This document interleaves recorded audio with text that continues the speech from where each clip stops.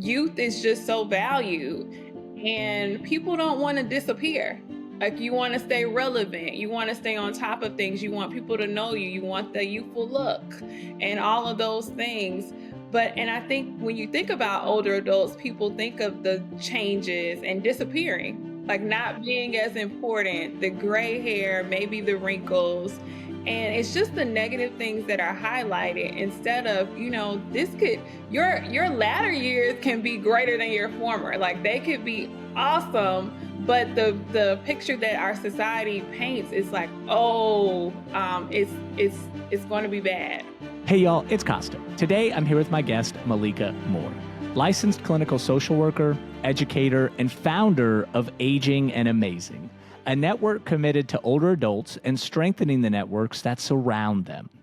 Malika, in 2019, you founded Aging and Amazing to help mitigate the shortcomings around quality support, education, and preparation for aging adults, caregivers, and professionals.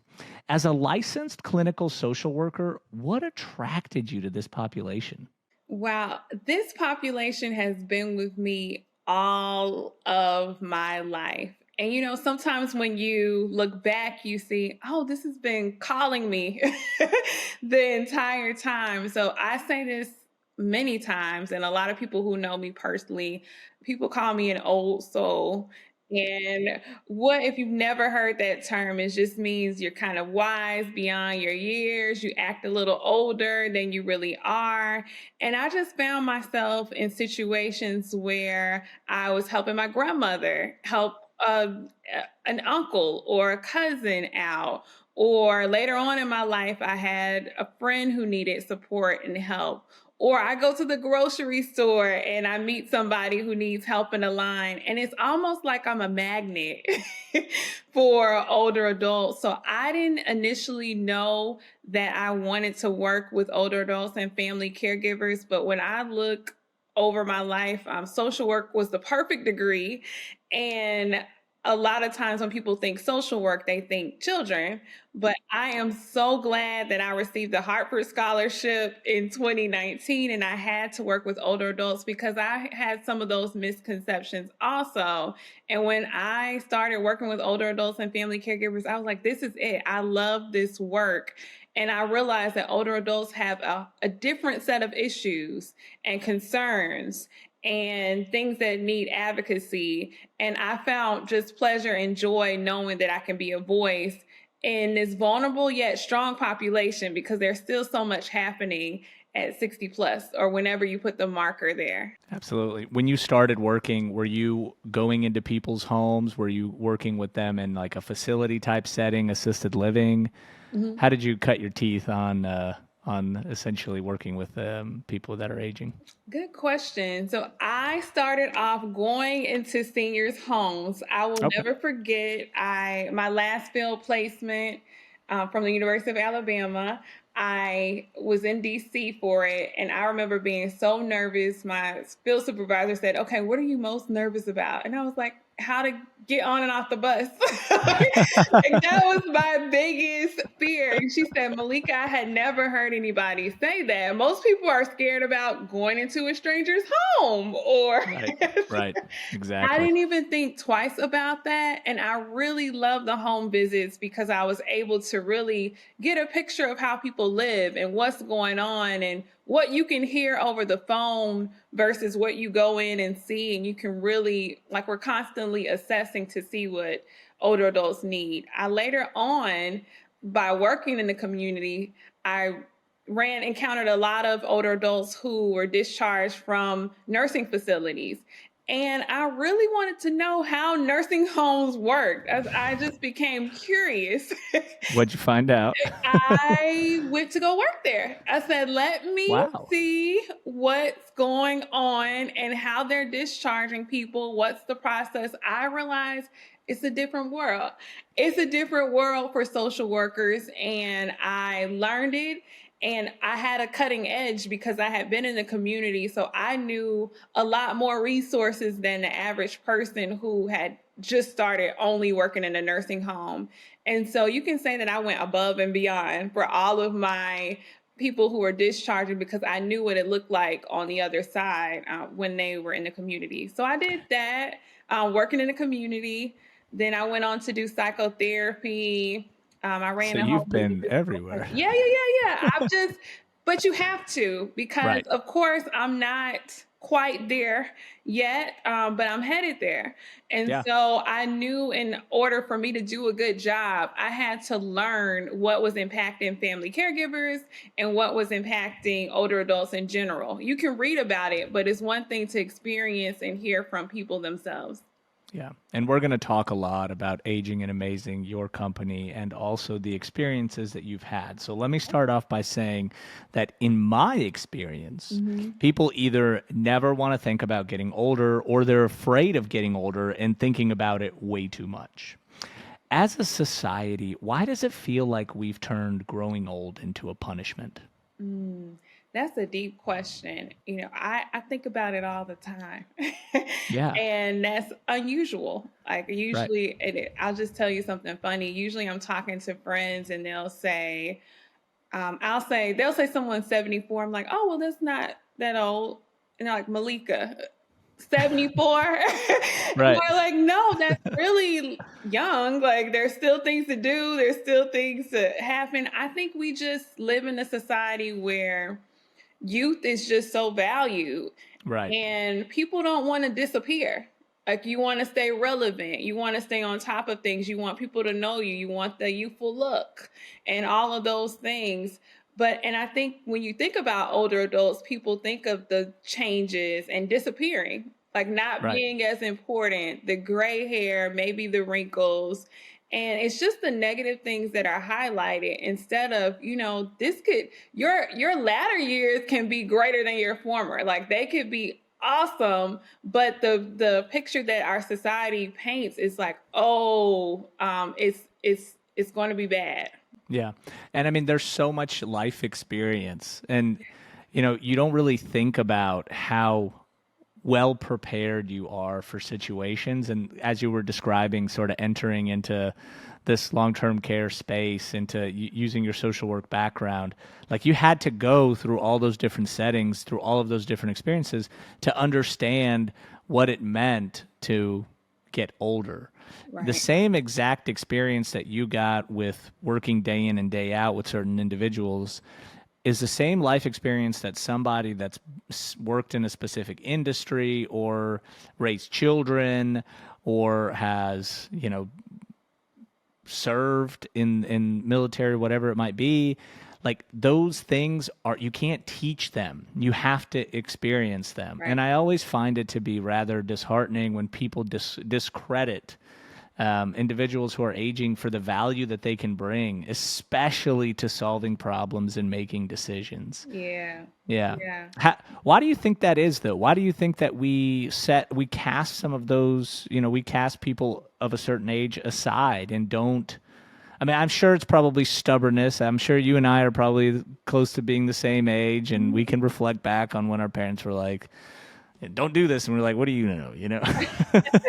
Like, I know it all, right? Right, right. Yeah, I think there's just a lot of stereotypes Hmm. about you.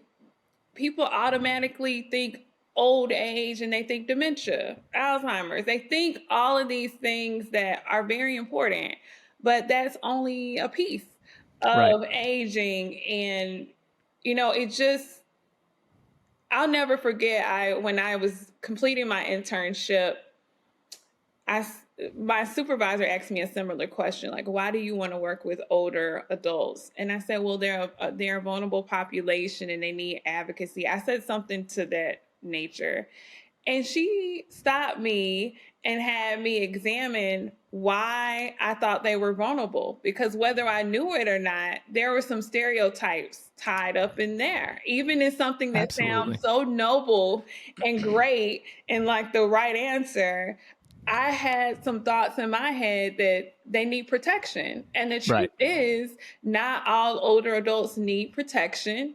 And there are a lot who are, still protecting me, looking out for me and valuing me. So I think that, and just people around us. So I think just dispelling the myths and the stereotypes And I think we're kind of seeing that more and more with social media. People like, oh, did you see this video of this older person doing this or that? Yeah. And it's like, they're still alive. Like they were Right. your age at one point, and they enjoyed that when they were 30 or 20. So they're 60, 70, and they still enjoy that. And I mean, there's yeah. nothing wrong with whatever it is. And dare I say, they may even do it better. That's the truth. And I have a But lot of friends who are over 60, and I don't even think twice. When I'm speaking with them, I'm not thinking, oh, she's 65. Oh, he's 74. Oh, he's 80. I mean, it just feels like natural. It feels like a conversation. I feel like you get me. And yeah. if there's some way I can add value with all of the information that I've learned, that's wonderful. But I would be remiss to say that they don't add a lot of value and wisdom to my life as I'm growing and learning and running a business. They're still adding nuggets to my life. So it's reciprocal. So let's talk about your business and Okay. all the great things that you're doing to bring these stigmas to light.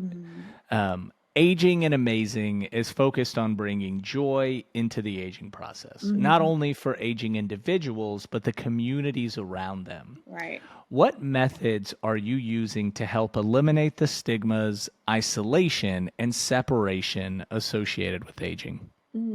Well, first, let's start with the name of the company. It just came to me so naturally, Aging and Amazing. I was sitting in a nursing home late one night, and I told my colleague I wanted to start this company. And I said the name will be Aging and Amazing because I want people to know that you can be aging and amazing. Now, I have people challenge me on this all the time and say, well, you're not aging. Yes, I am. Right. We all are. We all are aging and amazing. And I'm also acknowledging that sometimes as we get older, we do face health complications and changes in our mobility. Maybe we get a devastating diagnosis. But with Aging and Amazing as a company, what we've done to kind of address that is say, okay, let's be aging and amazing, even with all these circumstances that are sometimes beyond our control, by adding support in there, getting the right support. So we have our care management services, our private care management services, where we coordinate. We're aging experts. We put together those puzzle pieces, whether someone wants to stay at home, move, or they don't know what to do. We get a lot of calls from family caregivers and children that live out of state, older adults planning, and just putting those puzzle pieces of the caregiving journey together without having to Google. You have Yeah. someone who's been there, done that, and can get you where you're going really quickly and effectively, and essentially is your advocate. So we have the care management piece, and we have an online community that we launched about a year and a half ago, and it's going wonderfully. Nice. Yeah, so we created that community for anyone aging amazingly, which is all of us. Wonderful. Professionals who support older adults in any kind of way. You can be a real estate agent or a nurse or anywhere in between. And family caregivers are kind of at the core of that community. So in that online community, we have resources. We have a psychoeducational, true evidence-based psychoeducational group that's coming up next year that we'll be offering free. And just people can go in there, share resources, podcasts, tips. It's just a place to remove that isolation factor that you talked about and connect people from all over. We have people from Alabama, from California, New York, from DC, Maryland, Virginia in that community. So we have that. And I couldn't leave the nursing homes alone. So we are also in nursing homes. We That's provide good. social service oversight. So for the social service departments, so we're going in, making sure that the social service departments are honoring and covering state and federal guidelines.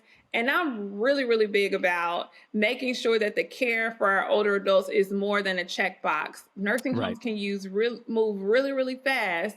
And sometimes you got to slow it down and remember, like, this person is more than a checkbox. It's more than you just did this. Did you look a little bit deeper? Is there something else we can get that person, etc.? So we have those pieces as Aging and Amazing continues to evolve. The care management, our Aging and Amazing signature online community, and our consultant work in the nursing home and the healthcare system. So let me ask you kind of a controversial question. Please. So, obviously nursing home and primarily nursing home administrators, the decision makers that you encounter when you're going into facilities or you're working with agencies that provide some type of in-home care, generally when you're navigating all the different resources that somebody that is aging may need, they don't always need it all, but sometimes they may need some type of wraparound service. As a person of color, is it difficult because most of the time when you're talking to individuals in those decision-making roles, they're usually not people of color? And do you ever feel misunderstood? Maybe not you specifically, but the individuals that are receiving care in a number of different settings. Do you ever feel like they are misunderstood? And what can we do about that? I can speak on this for so many levels. First of all, I'm a person of color and I'm a woman that owns Aging and Amazing. And so that's Yes. presented its own challenges that I know won't go away, but I've learned to navigate it. And hopefully I'll be able to share and build somebody else up later who with the things that I'm going through and experiencing. But I would just say, yeah, in general, I think there is a gap with leadership and aging, that and there we do need more people of color in different spaces. I know, like in the care management space that I'm in, there are not many care managers of color, and so representation matters. And when I say of color, let's broaden that, and sometimes it can be just like we talked about the stereotypes with aging, there can be stereotypes with people of color when you go to advocate for a client or you show up, not only being a person of color, but ageism. So think that goes both ways. Oh, Thinking yeah. someone may not know as much because they may appear to be younger than they look, those type of things. Our company has been hired. I've had quite a few calls where people of color have said, "Hey, I'm looking for a person of color because I don't feel like this doctor is listening to me. I don't Right. feel like they're taking me seriously. Can you advocate? Can you speak with me?" And I have a great example of a family that hired us.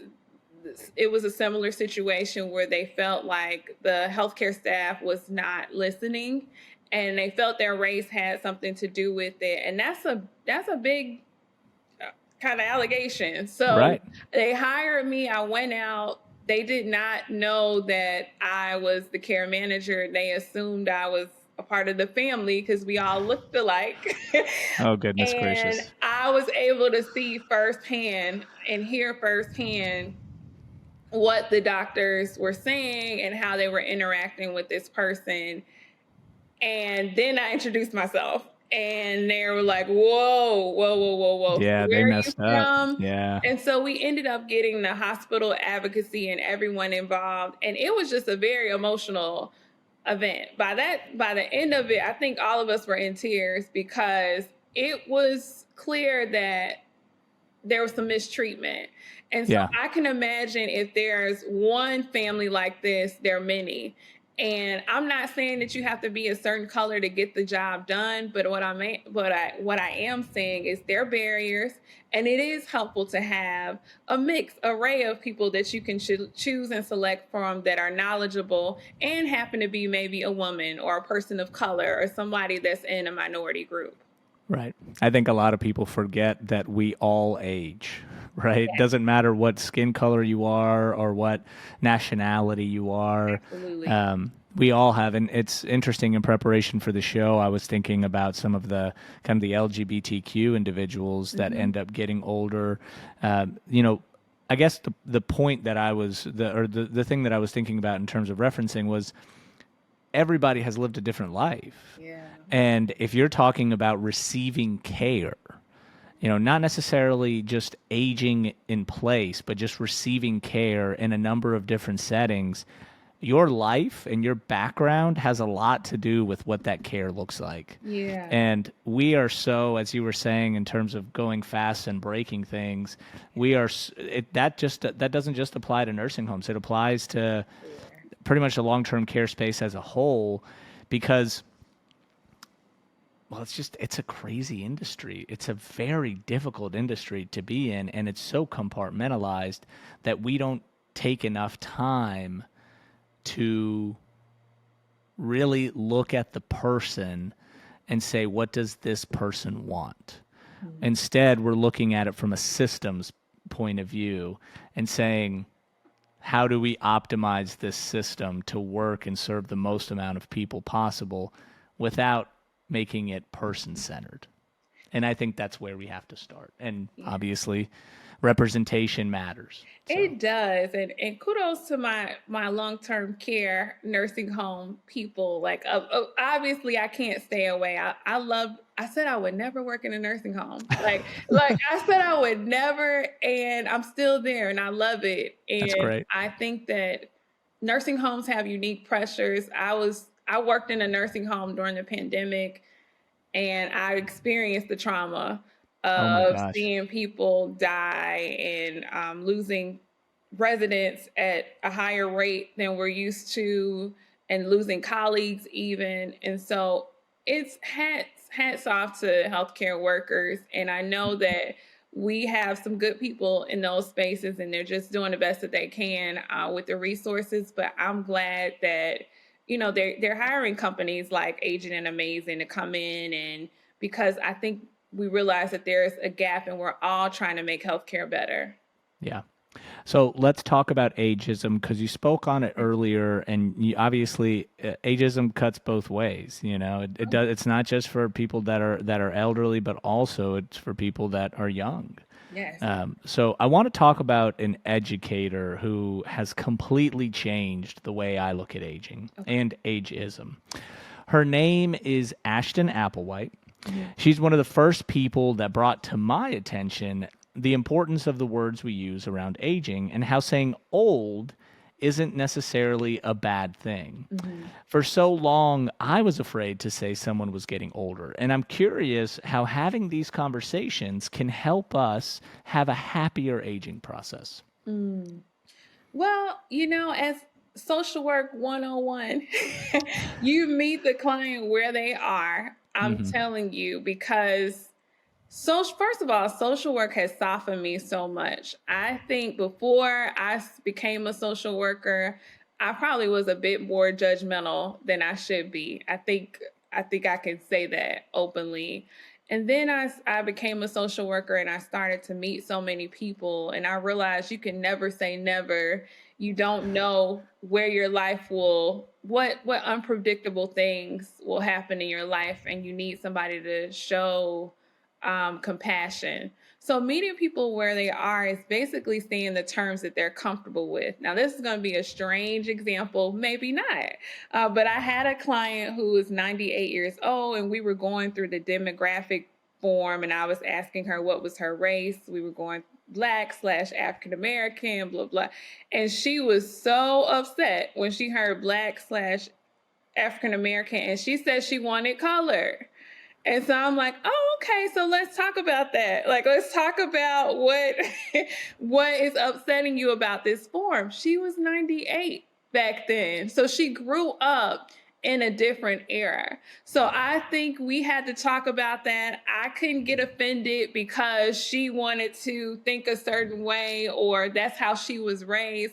And I think we're in just a touchy society now with social media and everything. It's like you can't really say anything without offending someone. And it's like, wait, I just said puppies are cute. Like, so I don't know. Yeah. So I feel like you have to be able to be wrong and let people correct you. People will tell you, like, look, I'm old, or no, I don't like when you say old.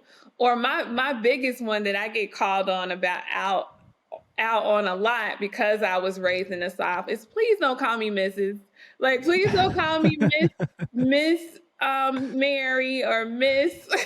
Just call me Mary. And so Yeah. I've had clients really get on me about if you call me Miss Mary one more time, and I have to apologize and say, I was raised to put Mr. or Mrs. in front of the name. You're going to have to give me some time to adjust. Then I go Right. back home and I say Mary, and it's like, what did you just call her? Mary?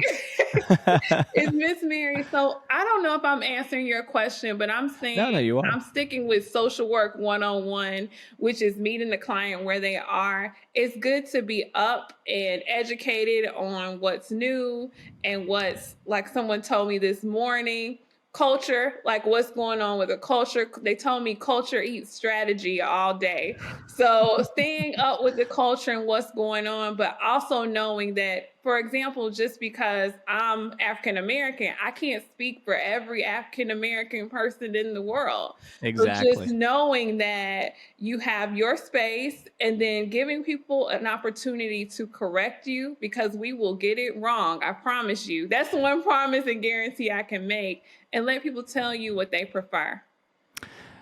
So, addressing the elephant in the room, obviously, when you talk about ageism, probably the most controversial but also most relevant topic of today is how everybody assumes that Joe Biden is too old to be president of the United States, and they say it often, and they don't pull any punches. And I wonder, when you're working with individuals who are sort of put into this box, how do you deal with, not, I don't want to say consoling them, but how do you deal with them understanding the messaging around that, but more importantly, educating other people that just because somebody is of a certain age doesn't necessarily mean that they're incompetent. Absolutely. Well, you have to remind people of their value. I mean, this is not something that you only do when you get older, whichever, like I said, whatever marker you want to place. Is it 60 and up for you? Is it 70 and up?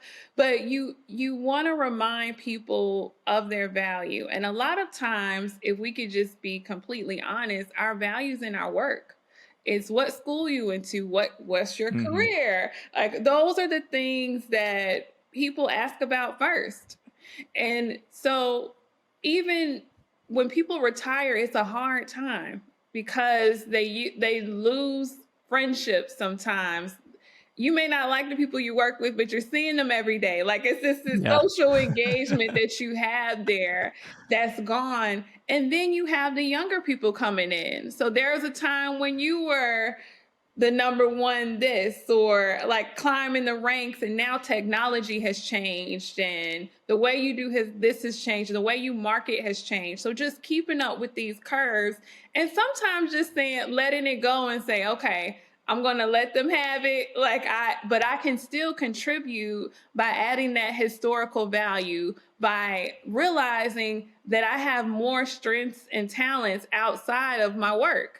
A lot of those talents that you have alongside your work translate and are transferable skills. So reminding people and helping them think outside the box, like, okay, yeah, you used to run, you were an entrepreneur just like me. Maybe you can help entrepreneurs. And I do it all the time. I may say, oh, now I'm learning how. I had an upset client and I did everything I could do and they just weren't happy. So someone older is like, oh, Malika, I've been there. Done that. You're not going to please everyone. And this is what you need to do, or you need to get out early if this is not something you can Right. handle. Everyone's not going to like you and blah. So those are gems and value. I'm like, do you know how valuable that was for me to hear that you went through what I'm experiencing now? And as they say, there's nothing new under the sun. So it's kind of like sometimes we think we're up on people, but it's just the method has changed. So reminding people that, hey, let's use your skills in a different way. There's somebody looking out for you. There's a reason you're still here. Like it's something else for you to do. And so I think that's the way I kind of approach it. And then you have to be mindful that there may be some mental health stuff going on, like depression, having to address those things sometimes before people can move forward, or very real health issues that change completely. You may not be able to do what you did at all, and you may find out that you're good at coloring or painting, like something totally different that you didn't do all of your life. So really focusing on those strengths. And so, since you're on the front lines of advocacy, I mean, I think what you've just said sort of points to the fact that we are waking up to some of the shame that we've placed around getting old. But I guess the more important question is, are people starting to reframe how they see their life after 65? Mm-hmm. I think that the older people get, their perspective changes. And Okay. I'll give an example. Like you'll hear 40's the new 30 and 50's the new 40. And it's just funny to me because the closer you're getting to that marker, oh, well, it's not like it was then. Like this is Right. now, people, that brings a little bit more empathy because it's like, wait, you're 50 and your life is still great. You're still out here doing things and moving and Yeah. all the things that when you were 20 or 30 thinking about turning 50, you were like, oh my gosh, like I'm not going to be able to, like life's over. And so I think that, like you mentioned earlier, that getting closer to experiencing something kind of changes your perspective. And I don't know, like from my last decade to this decade, I've experienced my own health issues. And I'm like, nobody told me this is going to be coming this early, this soon. And so Yeah. now I'm like, wait, and I had a stint where I got really, really sick. And for like a day or two, I was on a walker. Oh my And goodness. let me tell you, the first thing that I could think about is my clients. Like Hmm. how I felt when they put that fall wristband around my around my wrist and they had the alarms on my bed because I could get up. I knew I could get up and do it myself. And they put the bedside commode next to me and they brought in the walker. Like it just took me to, I had so much empathy in that moment that I could not have had for my clients when I was there and I was vulnerable and I was used to doing everything by myself. And then for these moments, it was stripped away from me. And so I kind of went through like a grieving process myself. And then when I came back and I was well, that gave me a new perspective in working with my clients. When they say something like, I really don't want that walker, Yeah. or I don't want the bedside commode. And it's like, well, that's the safest thing. So it's being able to talk and sometimes do a little self-disclosure and say, hey, like this happened to me. I kind of know how you might feel. Is this how you feel? Because that's how I felt when I couldn't do X, Y, and Z. And I feel like this is the first time, honestly, in the history, recorded history of aging, where we are in this very unique position. When I say we, I mean millennial and Gen X individuals that are caring for Yeah. a population that is predominantly over the age of 65, in a setting that we've never cared for them before. And I think that we're starting to understand that the kind of the institutionalized, like pillow barrier to make sure nothing happens ever to them negatively is maybe it's not the best route to take. And I'm optimistic. So I say this because I'm optimistic for for people who are younger and younger generation to be able to use the experiences that we've had to make the industry even better in the decades to come. I'm with you totally. And Yeah. I tell people sometimes, like my heart is in my work and I go to sleep with thinking about new ideas and new Yeah. things that I could do for aging and amazing. And I just have to pace myself.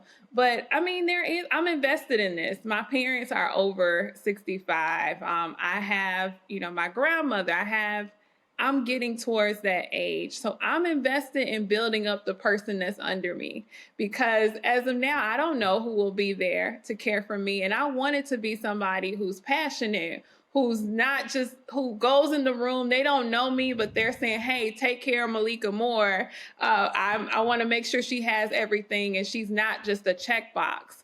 So those are the type of things that I'm thinking about now, because this aging process, it happens very quickly.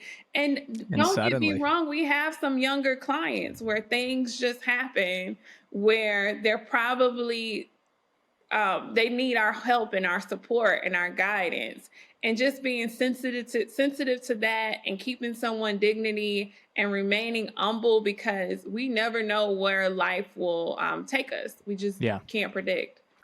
What do you think is the most impactful lesson on having a successful and happy life since starting Aging and Amazing? And how has it changed the way you feel about getting older? What's the most impactful in having a successful and happy life?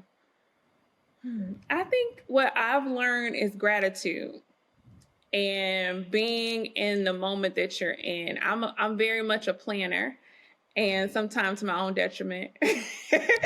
I think that sometimes you can miss like the beauty that's right there. Like you're so busy trying to achieve something, and it's like, look, it's there. It was there last year. You just Yeah, didn't see it. Or, sometimes I'm driving in my car to go help a client, and I say, well, thank you, God, that I can remember to do this. Or I got up this morning and my feet moved and I was able to go grab this item for my client, or I got on my computer and I knew what to press and so things that you take for granted is gratitude. I think being in the moment, and just kind of cherishing the people that are around you, because I don't believe that anyone, anything, or any circumstance, how bad or good it is by coincidence. So hmm, really, if we pause, in which I'm trying to be more purposeful about pausing, and we'll just see a lot of synchronicities in our lives, and like how now things that are happening in our life, if we're lucky to get older, that we'll see how they all come back full circle. and where do you find those sources, or where are the greatest sources of joy and purpose as we age and sometimes maybe overlooked or lost throughout our lives? I think the greatest source of purpose and passion is finding your support team. Like Hmm. finding your support team, and you have to mix those people up. So you're going to have some older, younger, professional, non-professional. Just building a support team, because there will be times, and I say this from personal and just working with many older adults and family caregivers, where you'll forget who you are. And so you want to have somebody who has that historical reference with, even if it's a professional, to say, hey, I remember you told me you used to be a bowling champion.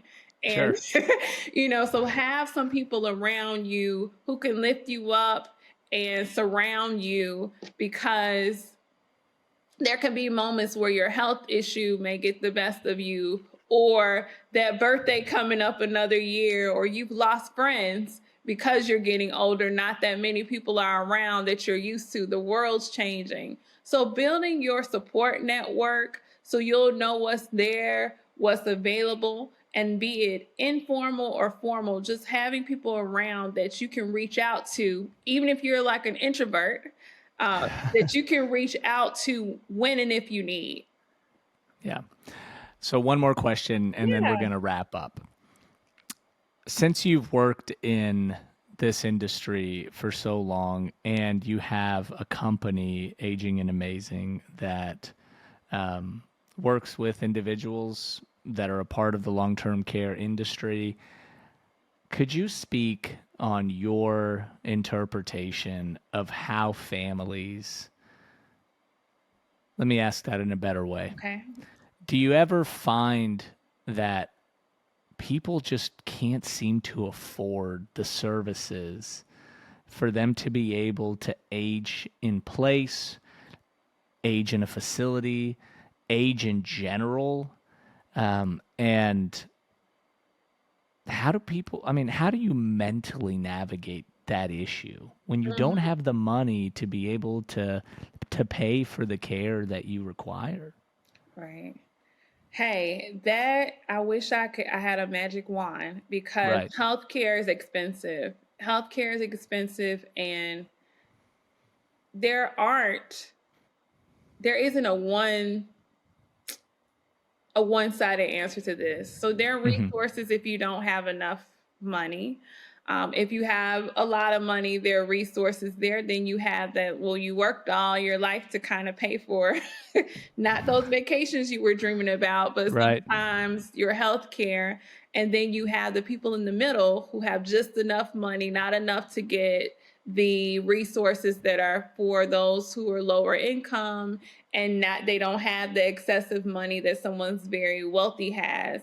So that is a dilemma that I don't know that one person has the answer to or the response. I can say that even for Aging and Amazing, our care management services aren't accessible for everyone, but we've responded by adding on our online community to make sure people are connected, and we have Right. people reach out to us who we let them in for no charge if they need it. So I think we just have to find, there's no way one person is going to resolve the healthcare issue.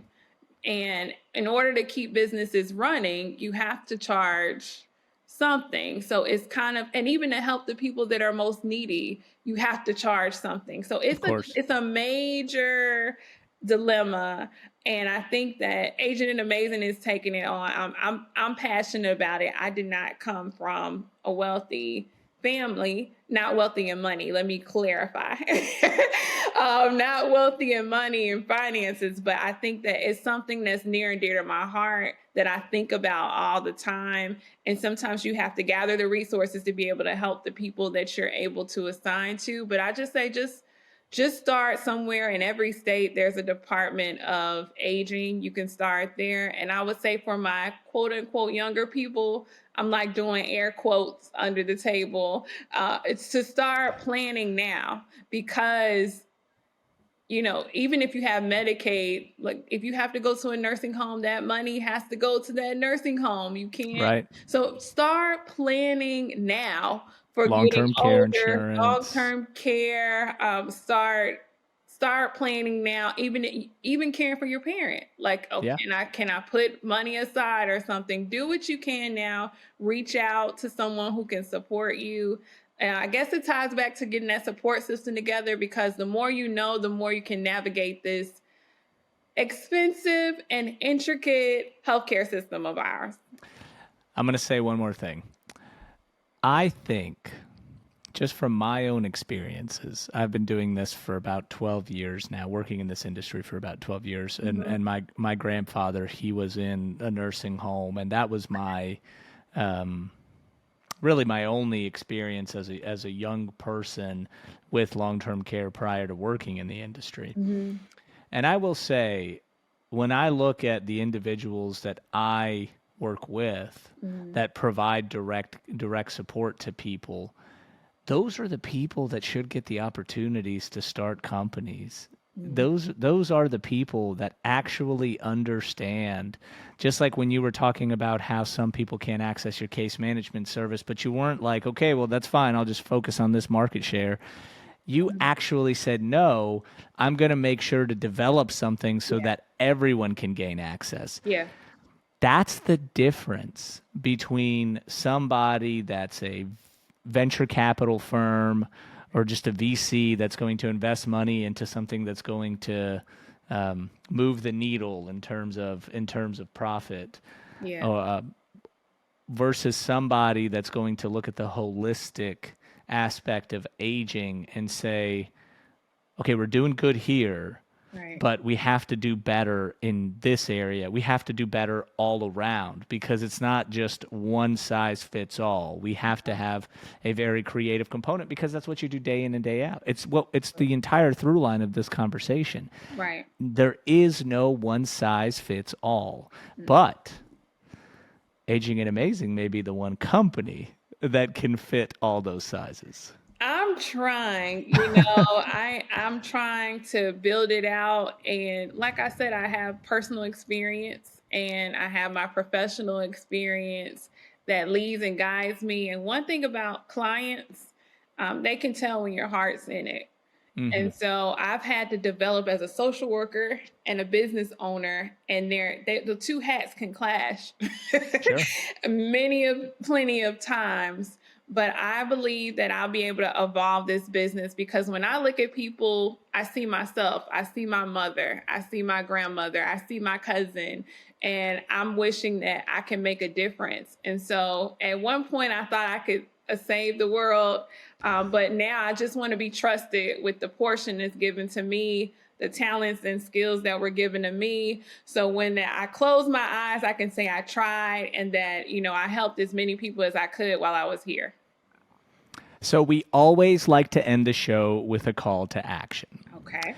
If you could tell every person listening to this episode to do one thing that would improve not only their life as they age, but the lives of older people around them, what would it be? I would say go sit and talk with an older adult. Like just spend some time, and I want you to think of them as your equal. Think of them as your equal. I don't care if they have a diagnosis of dementia. I don't care if they have mobility issues. And I don't care if they're doing wonderfully and they're traveling the world and they're having an amazing time at 60 plus. Go face your fear. Whatever it is about aging that is kind of making you scared or fearful and I don't want to do, it's just the most horrible thing that can happen to me. Go find somebody who's experiencing whatever your fear is, or maybe someone who's opposite that's older, and just talk. Try to have some empathy. Try to put yourself in their shoes. Try to listen. And I think what you'll find out of this whole conversation that we've had about race and ageism and getting older, that we're all like more alike than different. And we all have, for the most part, good intentions, and we all have something to give. And sometimes talking to other people, you can realize, oh, I didn't know I had that gift. I didn't know I had that talent. And you know what? Getting older is not so bad. Here are some things I have to look forward to. And here's some things I can do to help. You may be the next inventor or the next business owner just from that conversation with an older adult or family caregiver.